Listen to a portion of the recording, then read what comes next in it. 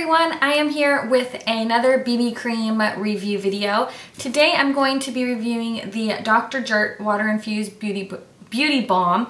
A lot of you might have got this in your Birchbox a few months ago. I had gotten some little small samples that were pretty much empty, so Birchbox did send me a larger size that is full of product, so I thought I would review this for you guys today. I'm going to read you what is on the Sephora website regarding this product. It says, well, first of all, a full size for 1.7 fluid ounces is $34, and it does only come in one shade. I believe there are two or three different types of the Dr. Jart. This one today is going to be the water infused one. Now it says it's a one-step skin perfecting balm that minimizes the need for foundation or concealer. So it's supposed to have enough coverage to not need any foundation or concealer. It also says that it's a moisturizer, a sunscreen, a treatment serum. This all-in-one product also hides imperfections. Made with 50% water, Dr. Jart's advanced water bead technology helps hydrate and maintain healthy moisture for a dewy, fresh look. Like a drink for your skin, once applied, tiny droplets of water appear before being quickly absorbed, generating an instant soothing and cooling effect. That's very interesting. It also is sulfate-free and synthetic fragrance, free of synthetic dyes, petrochemicals, GMOs, some other word I can't pronounce. And it says oil-free, includes sunscreen that protect the skin from a broad range of UVA and UVB radiation. And it does have SPF 25 in it. And then it's PA++. So I've never applied this or used this before. I'm going to use my two half-empty packets, and I guess I'll just use my hands. I'm not a big fan of using my hands for applying foundation, but I will today. So this one is almost empty. So I'll show you what it looks like when I squeeze it out. You can see here it's just kind of a flesh toned product, kind of looks like foundation. I have this on my hands. I'm just going to start applying this and blending it in. First off, it's really smooth feeling. It doesn't feel like heavy or cakey or anything.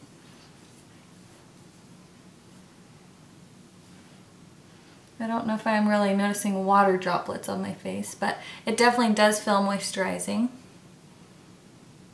I should have just applied it to half of my face so you could see how well it covers, but that's okay.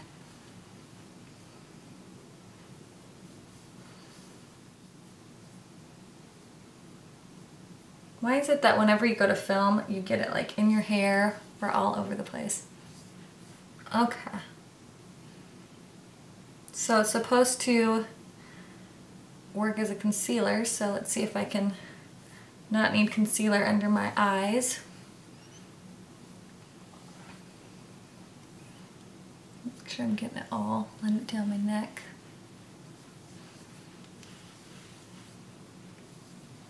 It's definitely a dewy finish, which I'm sure is because it's water infused, so that could be why it is a bit dewy. If you can, I don't know if the camera's gonna pick it up. So that's a little bit of a closer view. It is a bit dewy.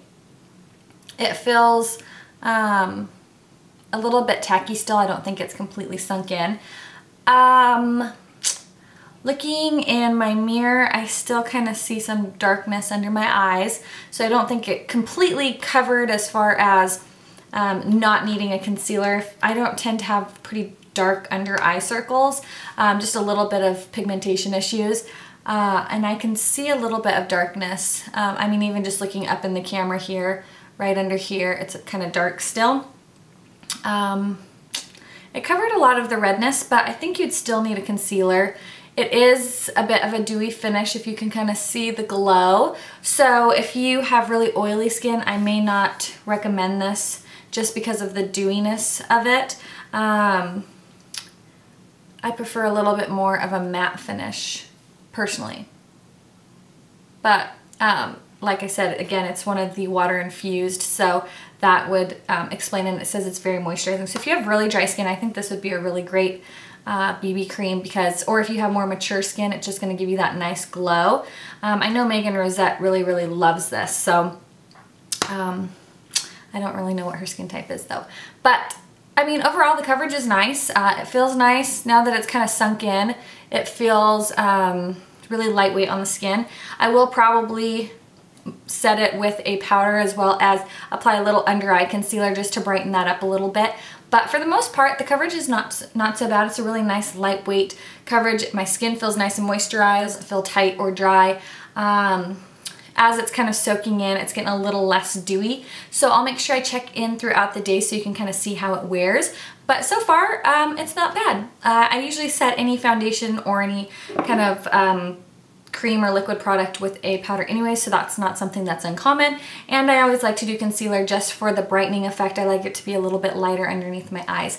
But coverage-wise, I think it was okay. So I will check in throughout the day and let you know what I think. Okay, so I applied a little bit of concealer and a little bit of just some translucent powder just to kind of mattify it a little bit, so it didn't really add any color to the BB cream. But I forgot to check in and tell you what time it is. It's 11:38 right now, so when I applied this, it's about 11:30. So 11:30, I will check in a little bit. All right, guys, I'm back with a check-in. It is now 3:56. So I put this on at about 11:30, so 11, 12, 12, 1, 2, 2, 3, I don't know, like 4 hours, 5 hours ago. I don't know, I can't do math. It's Sunday, I don't do math on Sundays. So it's holding up pretty good. I've been inside all day. We have our AC set to like 76 degrees, so it's been a little on the cooler side, so I haven't been out in the heat. There, you know, I see a little bit of shininess in through here, but it's just kind of dewy. A little bit of oiliness right around my T-zone, which is really common. I did set it with a powder right after I applied it, so I haven't touched up with powder or anything. This is just how it looks after, I don't know, 11:30, 12:30. After about 4.5 hours. So after about 4.5 hours, this is what it looks like. I'm still happy with it. If you have really dry skin, I still stand by this as a really, probably a great option for you. If you have really oily skin, I would probably still steer clear because like I said before, I'm kind of combo skin. I do have some dry areas. My T-zone is usually my trouble area because it can be dry sometimes, but it also can be very oily. So, I mean, that's where I'm noticing most of the shine is just kind of right in here. But it's actually nothing too bad. It doesn't bother me that much. It's not like a greasy look. So, I haven't touched up, like I said, with powder since I first applied it. So I will check back in a few hours, probably before I wash my makeup off tonight, because I'm thinking of doing the no mirror makeup challenge. So we'll see. So I'll check in with you guys and let you know. Bye! All right, so it is now 7:17 and I have had this on since 11:30 this morning. I did touch up once, probably about 2 hours ago, with some of the Sexy Mama anti-shine translucent powder, and I just kind of did a light dusting because we were going out and it was a little bit oily. So touching up with powder once throughout the whole day is not too bad. I do notice that I'm a bit shiny throughout the T-zone and kind of on my forehead and on my chin. So like I said before, if you had oily skin, I wouldn't recommend this.